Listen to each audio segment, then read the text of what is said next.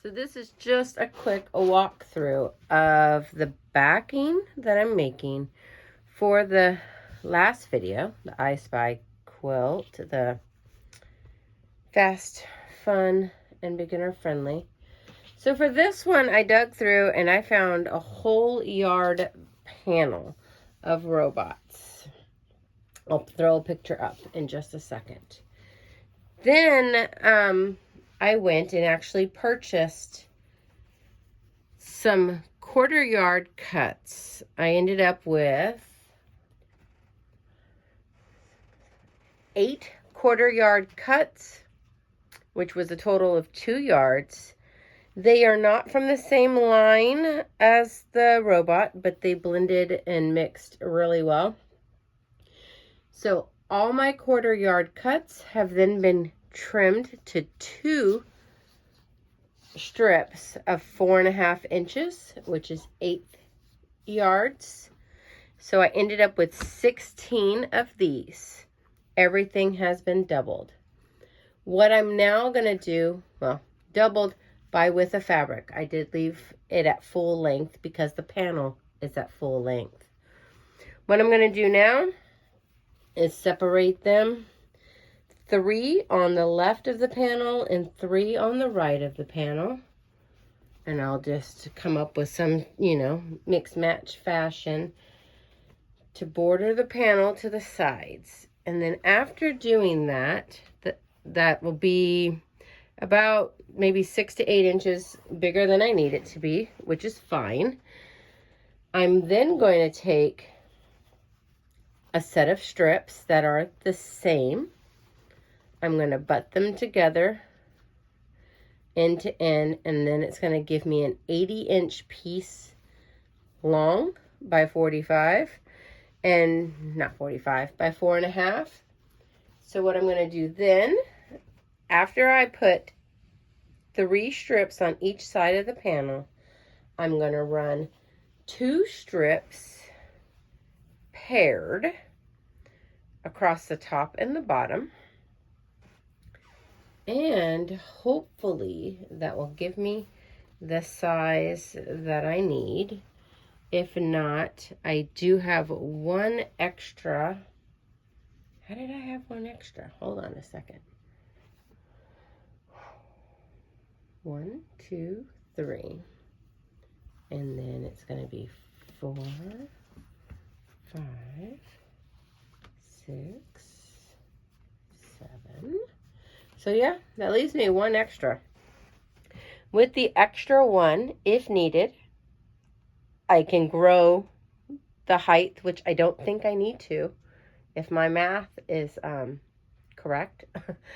And if it not, then I can go ahead and use this for binding. So give me just a second to get a picture up of the panel on the design wall with the first 3 strips to the left and to the right. I'm going to go ahead and sew those on and then go ahead and do the tops and bottoms.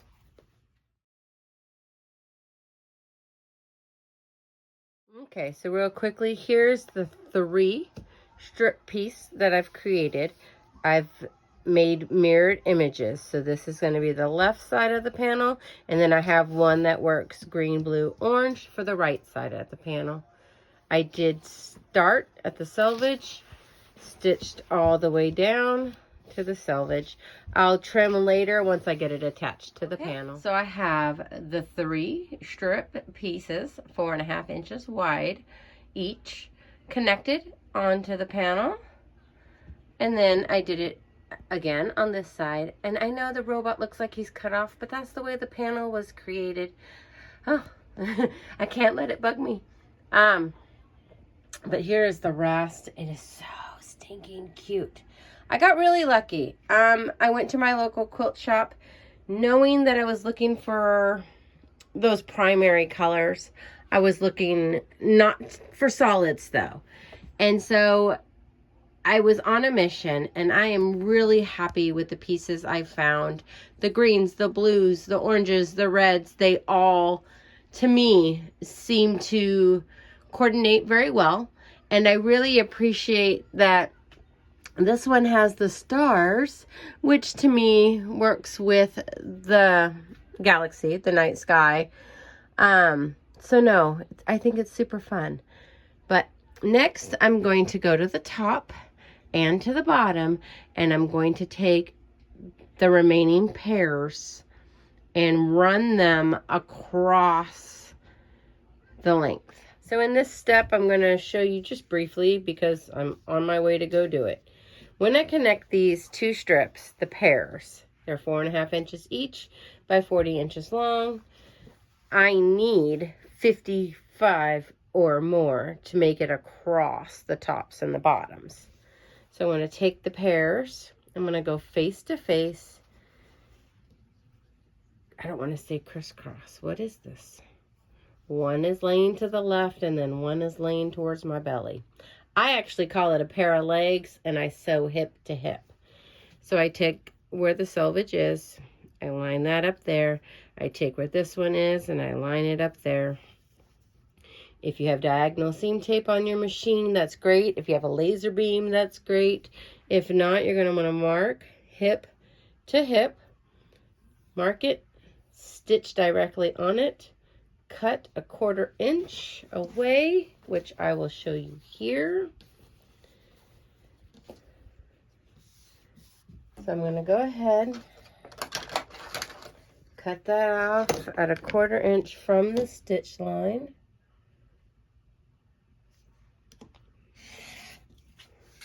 Then I open. You can either press to the side or you can press open.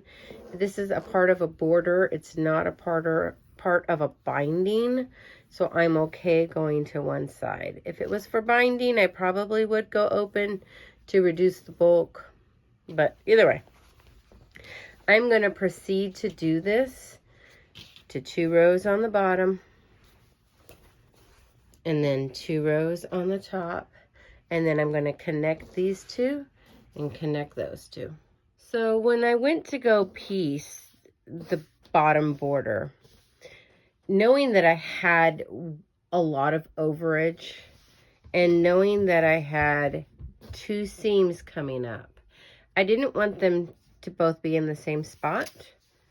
So I offset where I started stitching them.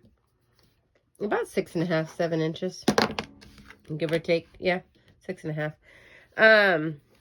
So that way, those 2 seams are in different places. Get to the end, go ahead and just straighten them out, which I'll end up doing here on camera. And I'm going to do that same treatment to the top border.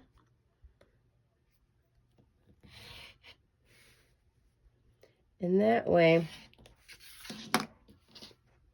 these guys can go right into my scrap bins.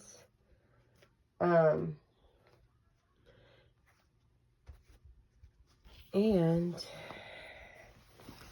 there we go. There's bottom border at least. Okay, that was super quick and super easy, and there's really not much I could say. It was a full yard panel, so 36 by 40, 42-ish, right? Then I bought 8 1/4 yard cuts of fabric to coordinate. I used those 1/4 yard cuts cut in half at 4.5 inches. I then ran them in pairs, 3 on one side, 3 on the other, and then pieced 2 pairs for the top and the bottom. And then with the very last, 1/4 yard, I'm just going to probably do like an economy binding. I'm not sure I'll be able to get, because they're already cut in 4.5 inch strips. So that's obviously going to be 2 1/4. I'll have to do some measurements.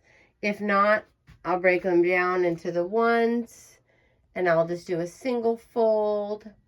So this is now the backing of the ISpy that I will link in the description, but it could technically be the front, and then the ISpy could be the back. Super quick video. Not really many instructions, but I will still write it in the description. I greatly appreciate you watching. A comment, a like, a subscribe, a share, a thumbs up. All the fun love in the YouTube world is appreciated. Thanks so much. This did end up coming in at 59-inch square.